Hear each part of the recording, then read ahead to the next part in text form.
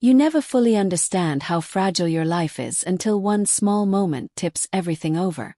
What was meant to be a simple family trip, a peaceful retreat to the mountains for some reconnection, was something Thomas insisted on. He always cared about appearances, wanting to present us as a perfect, unified family.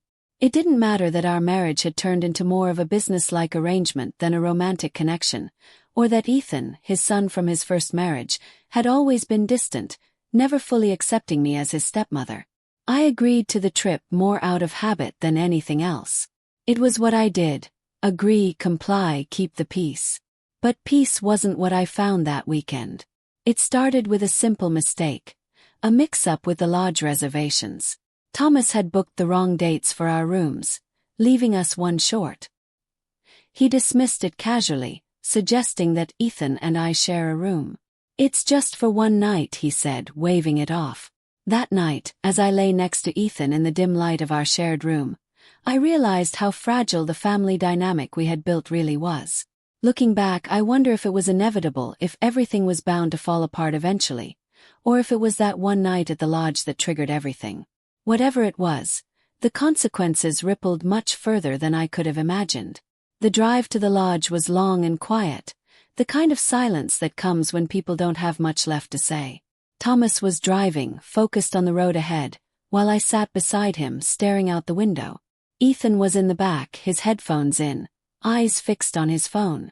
It wasn't unfamiliar. Our family trips had always felt like this.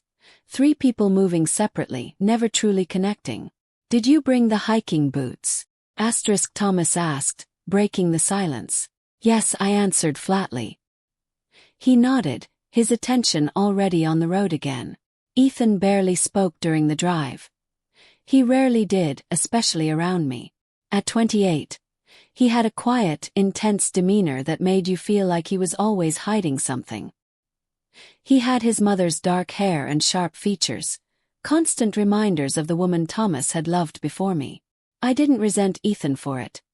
His mother had died when he was just a teenager, leaving a gap that no one, not even Thomas, could fill. Still, there was distance between us, one neither of us had made much effort to bridge. When we reached the lodge, the sun was setting, casting the mountains in golden light. The lodge was quaint, rustic but charming, reminding us of past family vacations. Thomas checked us in while Ethan and I unloaded the car. "This place is nice," Ethan commented as he carried a suitcase across the gravel. "Yeah," I replied, surprised he was speaking to me. He glanced at me briefly before turning back to the car. Inside, the lodge was warm and inviting, with wooden panels and cozy furniture. But when Thomas returned from the front desk, his expression told me something was wrong. "There's been a mix-up," he said, rubbing his hair in frustration.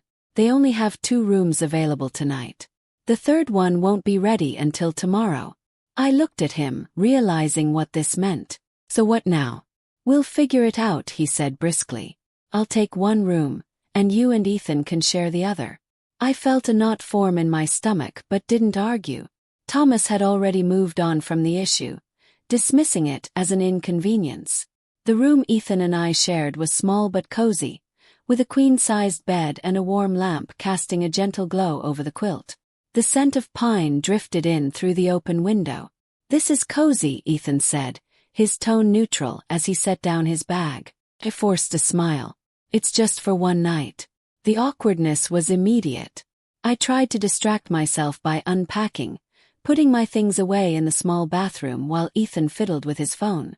As the night came, the tension in the room was thick. "You take the bed," Ethan said, standing by the window. "Can sleep on the floor." "Don't be ridiculous," I replied, shaking my head. "The bed's big enough for both of us." He hesitated before nodding. I lay on one side of the bed, staring at the ceiling.